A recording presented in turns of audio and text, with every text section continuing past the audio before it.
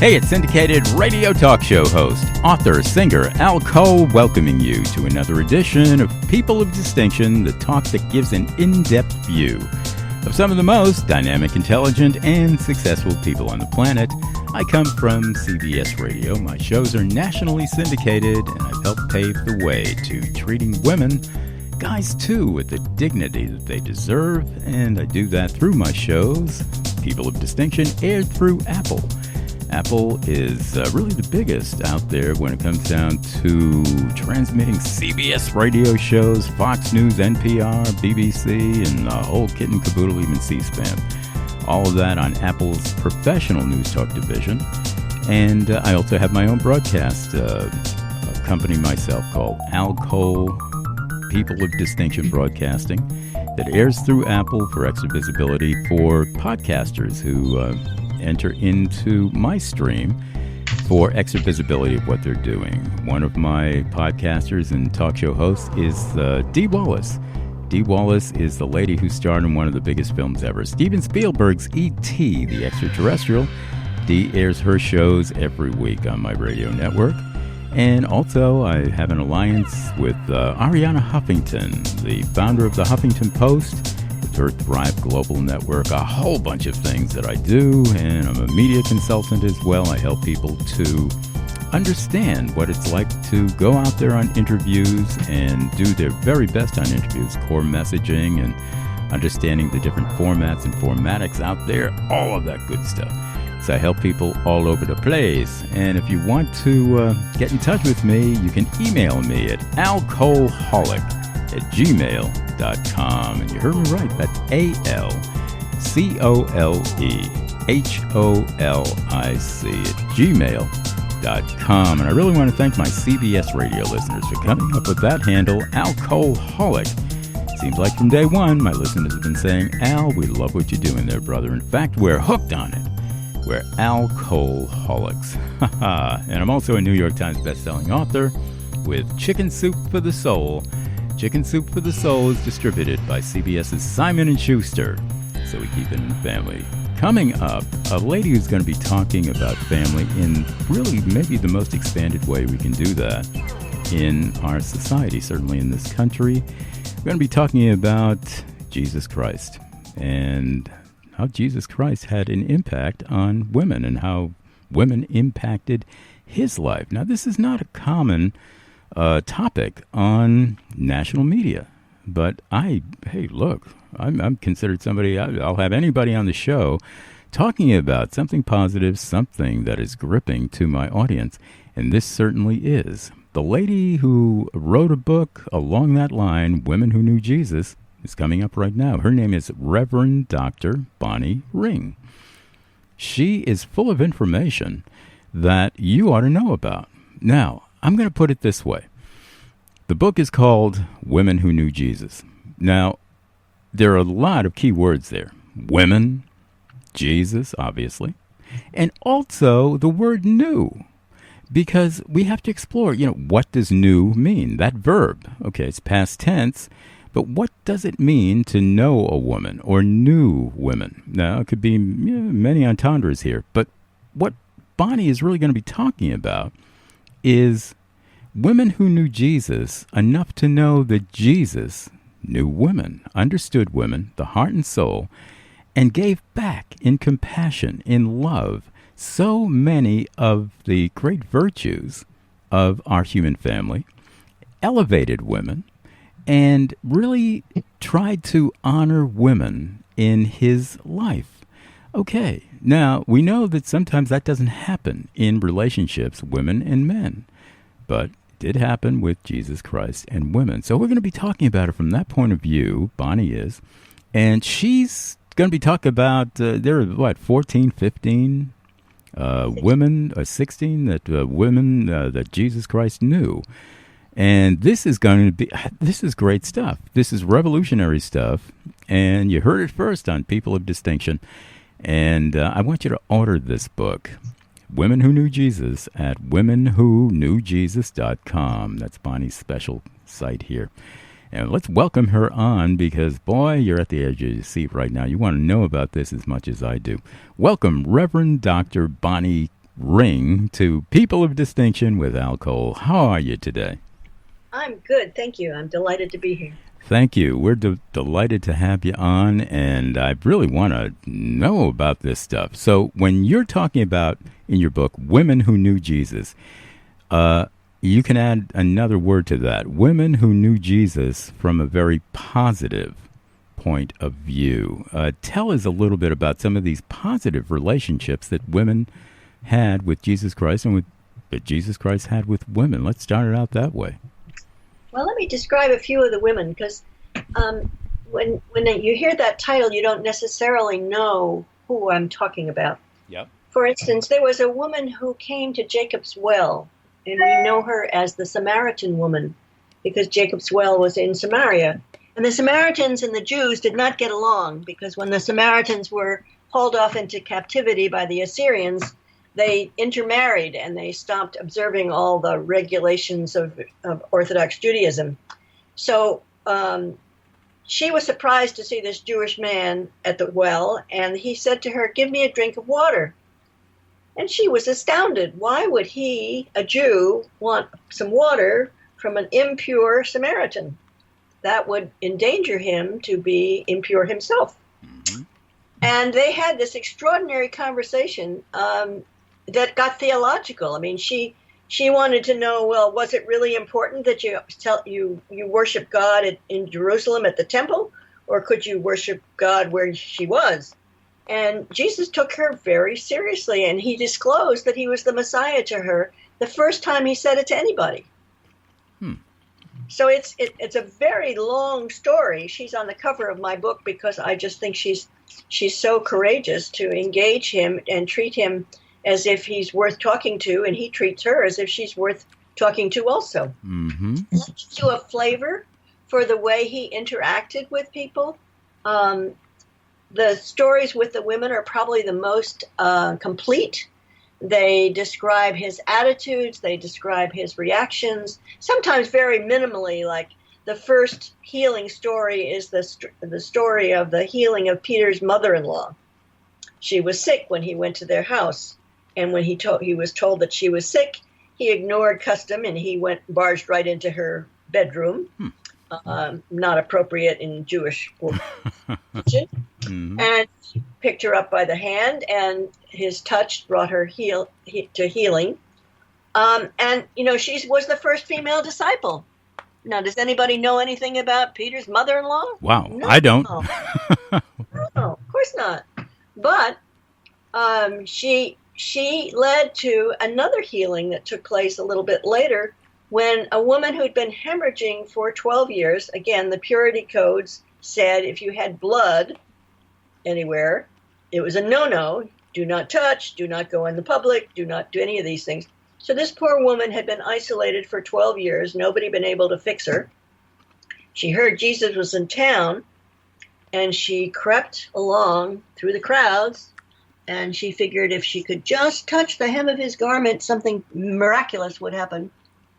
And she did, and he immediately turned around and said, "Who touched me?" And she said, "It was me." And he turned to her and he said, "Woman," he called her his daughter, and said, "Your faith has made you well." Yeah. And that story still touches me. But the tie between Peter's mother-in-law and the hemorrhaging woman was she had heard he had healed the mother-in-law of one of his disciples, and she figured if she could just get to him, he would do that for her too. Wow. These very impactful stories. I can't tell them without a certain amount of passion. Oh, absolutely. This is passionate stuff. And you're talking about disciples in the way that if Jesus were here right now, he would most likely say that, some of the best disciples that I had were women. It's true. And yes, and see, we don't get that historically. We get that all the disciples were men.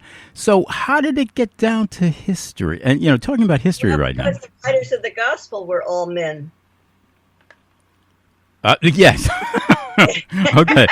Yeah, that almost went over my head because you said it so quickly. I had to now recount it in my mind that, I see. You're right. Biased. It's so biased. I have to tell a story that how this book got started. I started seminary at the ripe old age of 46, and it was the Episcopal Church had just had ordained women for about 10 years. And I was told there were already too many women priests. I wasn't needed, but, I just discounted that. And my first assignment in church history was to write 5 meditations on saints from the first 500 years of the church. Mm-hmm. And I, without thinking, said out loud to the professor, "Is it all right if I choose all women?" And he said, "Of course, Bonnie." And then he looked at me again, and he says, "Although I'm not sure I could think of 5 that would qualify." That was 1986. There were 5 women saints. There are 31 women saints in books of saints in the first 500 years. So there weren't a lot, but I was out to find the women. And I came across a book shortly after that called Women Around Jesus by a wonderful German theologian, Elisabeth Moltmann-Wendel, whose husband is still alive at 92 and teaching theology in Germany. And he loves my book because I dedicated it to Elizabeth. Isn't that something? We're going to dedicate it to our listeners right now on People of Distinction with Al Cole. I want you to run to this website and order Women Who Knew Jesus by our special guest here today, Reverend Dr. Bonnie Ring. And it's very simple. It's the namesake. WomenWhoKnewJesus.com. Go there. I'm sure it's also available on Amazon as well. Oh, it is available on Amazon, and Book Venture are my publisher, and Barnes & Noble. There Barnes you go. Noble, the easiest source. There you go. And differentiating between my editions of the book. Yep, the whole kit and caboodle there. Now, I want to turn a few more pages into the book. We're going to get into other, you mentioned a few of the women that Jesus knew, women who knew Jesus.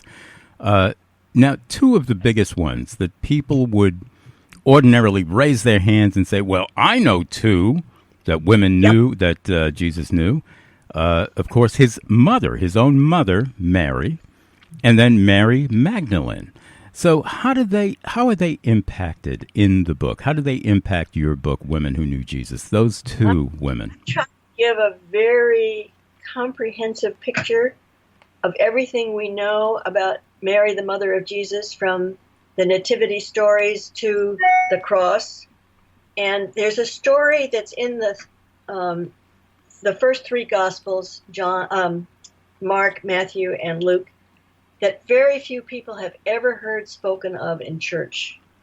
And that's an incident that occurred when Jesus was preaching, and he was so crowded by people listening that there was no entry into the building he was in. And his mother arrived, and she was very perturbed because people said he was out of his head. And the Jewish authorities were saying that he was seized by demons and he was speaking the demonic word because he was not traditional.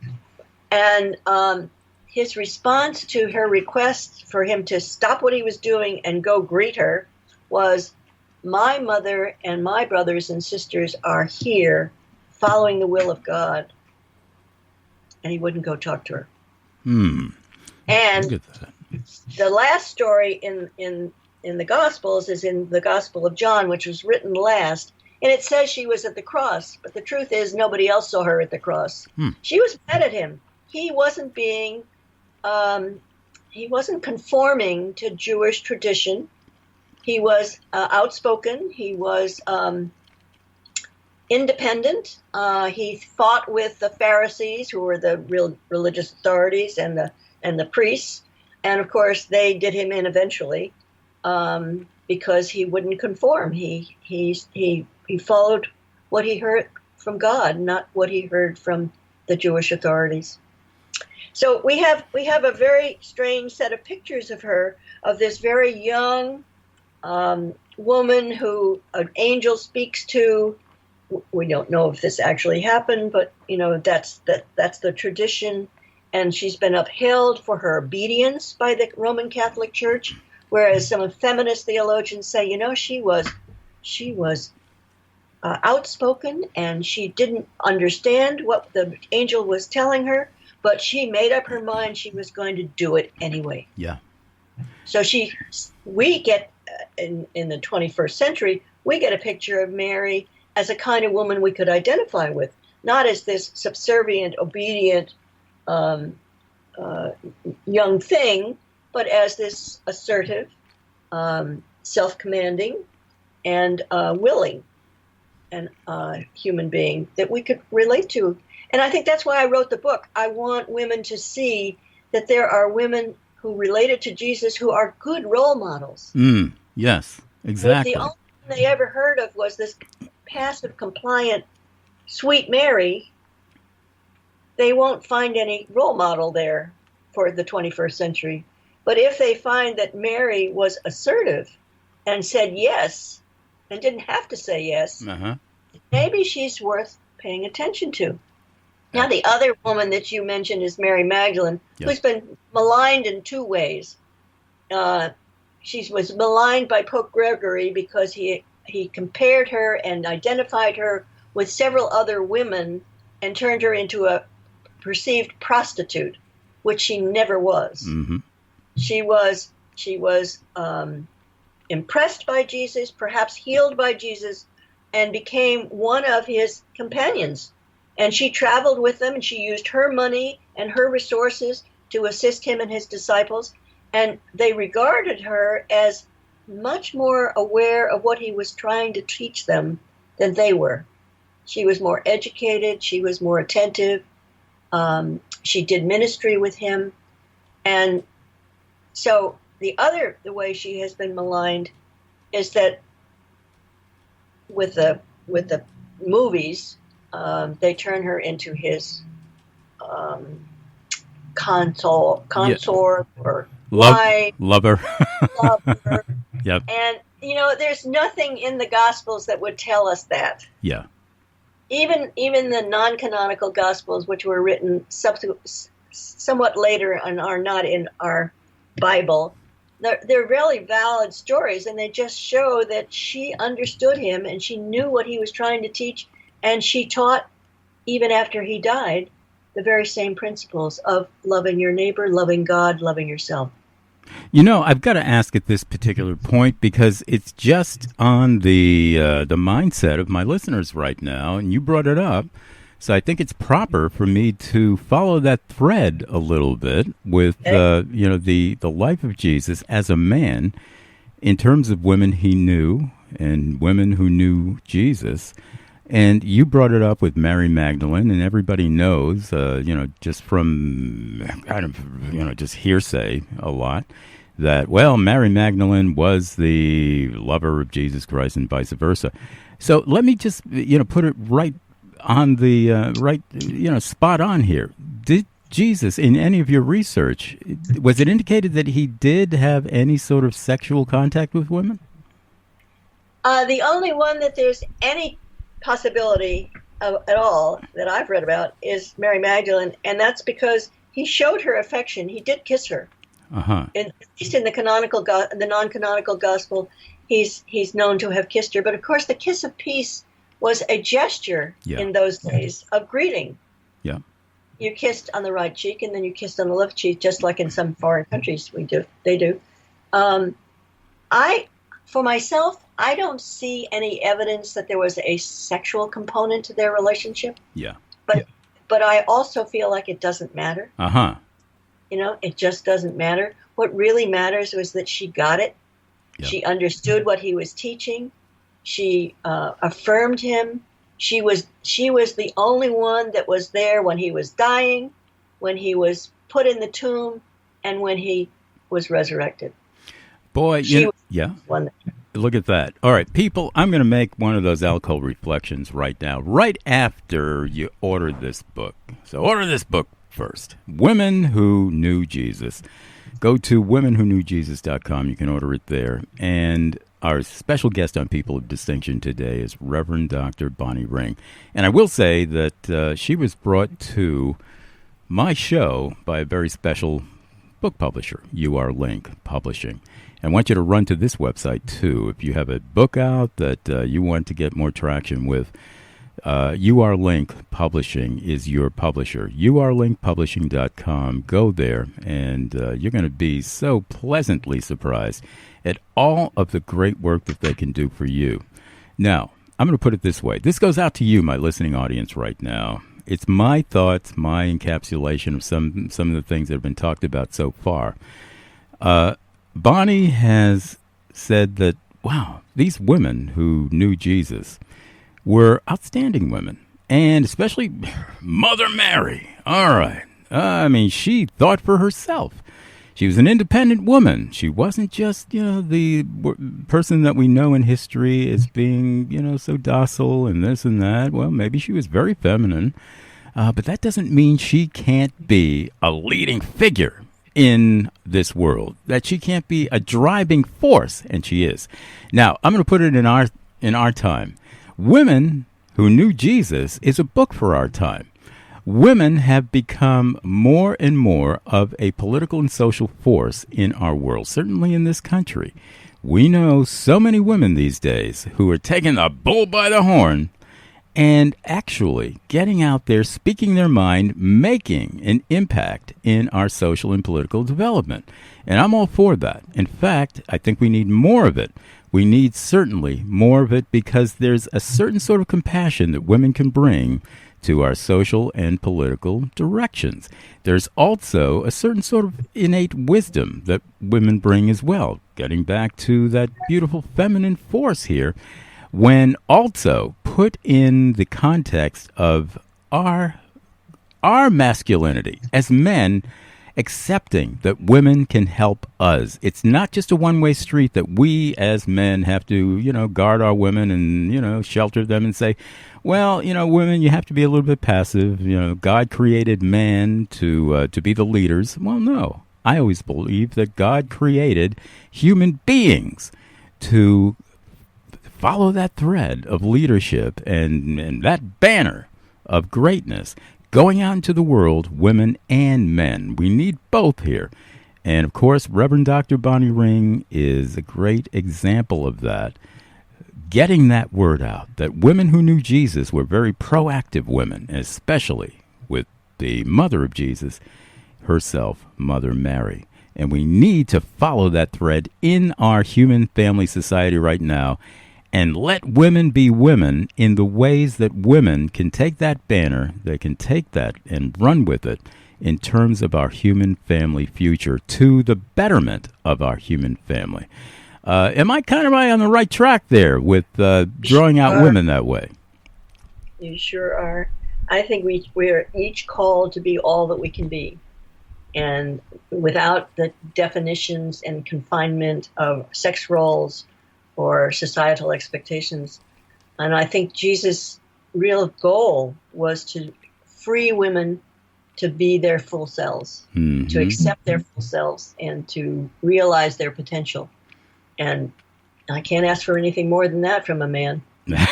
There you go. We're going to cap it off with a couple of things here. We have some minutes left. This has been a marvelous interview and very informative to my listeners. I want to cap it off with two things. Possibility thinking is going to be the second. But the first is, and I got to get into this too, because when we're talking so deeply about women who knew Jesus, and straightforwardly, I have to ask you something here that you already answered to some extent. Earlier, I asked you the question, well, if these women were actually, if Jesus would say that these women were part of his disciples, and we only know men disciples, well, how come? Why is it historically that way? And you answered very quickly, well, who wrote this stuff? It was men. And, his story, we know, that's been made a big deal. His story throughout history.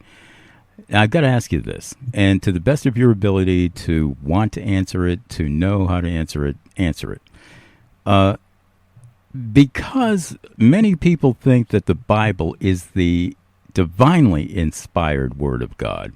I don't think that God himself would have been a sexist to just have his divine word out there and neglect women and make them docile and make them subservient to men. It's been his story, as well as God's story. So how does it work now with making that Christian story really the true word of God and the true word of our human family? Is it just strictly the divinely inspired word of God, or is there something that we have to revamp here, Bonnie, in terms of telling the story? Yeah. There's a lot we have to revamp. First of all, God did not dictate the Bible. Okay. And the 4 gospel names are referring to possible authors, but many of them may have had several people writing them. But the real fact is that when Jesus died, the people who believed in him gathered together in homes and on street corners, probably the equivalent of, and they told their stories. It was an oral tradition that developed. Everyone that had encountered Jesus had a story to tell about what they heard him say or what they saw him do. And so the compilers of the Gospels, who we think of as Mark, Matthew, Luke, and John, they were the compilers of these stories. One of the most significant events in my personal life was I took a course on the Gospel of John as instant theater, and we acted out the stories for one another. And I got to play Mary Magdalene. And something came over me when I started to tell them her view of what he was like, that I felt connected to her and I felt connected to him in ways that I never had before. And I wish churches would still tell the stories instead of reading from the book with no passion, with no affect. When I get to read the gospel in church, believe me, I use every inflection I have at my disposal to convey what really happened in that story. So to be alive today where there is so much scholarship about the origins of the Bible, both the Old and the New Testament, helps us appreciate that what we have is a summary of some of the stories, the ones that under Constantinople they could all agree to. And there was pressure to agree. And so a lot of things were left out. Mm-hmm. And, things that ran counter to the norm were left out. Yep. It's a miracle that we have as much information about these women as we do. And it convinces me that the story of God's salvation cannot be told without women's active participation in the process. Absolutely. Absolutely. And that's going to bring us to possibility thinking here, people. I end all of my shows with possibility thinking. It's a way to encapsulate both the information, and in this case, and all of the cases, particularly the spirit of any interview that I do in terms of what if whatever my guest was talking about became so impactful to our human family development that it became, kind of like modus operandi, the way that we do business from now on as a human family, the way that we live our lives, the way that we feel, the way that we actually spiritualize our lives. I'm going to put it this way. And this is deep, and I'm, with my listeners, I want you to understand where it's coming from as well. It's the spirit of this particular interview. Women who knew Jesus.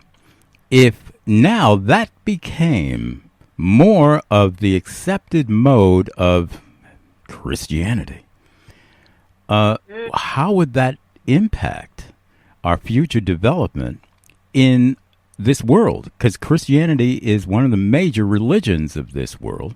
And now if people saw it differently, that, women have just as much of a place in Christianity and in the Bible, et cetera, as men, and we believed it, and we started living our lives that way as Christians or as non-Christians. But, we just know that, okay, this is more of the true Christian history. This is the story that Jesus Christ would have wanted us to recount in our lives, in our hearts and souls, in our history. What kind of world would that look like, Bonnie, that it doesn't look like now? Oh, it would be so different. It would be a world in which each and every person counted, where there was enough food for everyone, where we listened to one another and cared about each other and helped each other. where we didn't condemn, but understood. You know, there's the story of Jesus and the adulterous woman. The most extraordinary thing about that story is he set up a new precedent. If you have no sin, then you can throw a stone. Yep. But if there's anything on your record that mars your well-being, you better not throw a stone. Mm-hmm. And they all walked away. Yeah. All those men that were ready to stone her to death, they walked away because they weren't perfect. None of us are perfect, but it's so hard for us to accept that about each other. That's right. And you know, I'm going to close out the show with a couple of cents of my own, underscoring the great sense that our guest, Reverend Dr. Bonnie Ring, was just making in possibility thinking, has been making throughout the show. People, I'm going to put it on its elemental terms. When we are born, we're born babies. All right. Now, some people are going to say, oh, Al, we all know that. Yeah, but, you know, it's been put to the back burner. That's one of the biggest things that we have in common. Nobody, to my knowledge, ever comes out at that big old age of 21 years old. We start out as babies, and I got to believe that baby is divinely inspired. That baby is you still, people. You were born that baby. You still have that innocence of love within you. That baby saying, wow, I'm here. I made it. I'm alive. All I want to do is contribute to the love of life. And I'm honored. I'm grateful for being part of life. Now, the next step is if we had a society like the one we're talking about right now in possibility thinking, where we nurture that baby to understand that all human beings are beautiful and divine human beings, we could say, inspired by God himself or herself or itself. If we follow that, now we're saying, well, everybody has an equal chance here. Everybody, the mommy and the daddy, because it took a mommy and a daddy to bring that baby into life in the first place, and the mommy is the one who suffered the labor pains, the labor of love. And if we think of it that way, and we honor our own mothers, and a lot of us do, and I have to say maybe most of us do honor our mothers, well, why not honor where the mother came from? The mother came from the seed of life to begin with, the fecund force of life. That mother is the mother who we call, wow, that beautiful feminine force around us. That's an energy mother as much as a physical mother. Well, that energy mother can be part of a man too. On the inside, if that man honors women around him, and the women around that man say, I feel honored, I know that I am honored, now we have a partnership. That mommy and daddy are clasping hands and saying we're together in bringing up our human family. Bringing up our human family not to be sexist, not to be racist, not to be all of the ists that we assign to our human family. We can be free. Now, at that point, we really have free will. We can be free to live our lives according to who we really love. And getting back to Martin Luther King, through the content of our character, and I would even say through the content of our spiritual nature, that is divinely inspired. We are the inspiration. We carry that banner into the future. We are the inspirations of future generations, people. Never forget that. The Bible lives with us in terms of our future, and will live in terms of the future of other people who haven't been born yet. So we have to carry that banner in the way that we don't look outdated sometime maybe in the 22nd century or the 23rd century or whatever. We have to look forward to a better human family at some point, and we have to be able to say when they look back that we did the very best that we can do in creating motherhood and fatherhood as a partnership into our human family future. And that includes women at the highest core of our human family.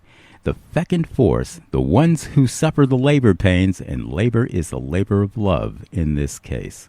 And you look at that beautiful mother who has given birth to a child, and that mother might say, wow, boy, it was painful, but wow, it was worth it. And I'm looking at my child right now, whether it's a boy or a girl, and I'm saying, I love you. And the father is clasping hands right now and saying, I love both of you.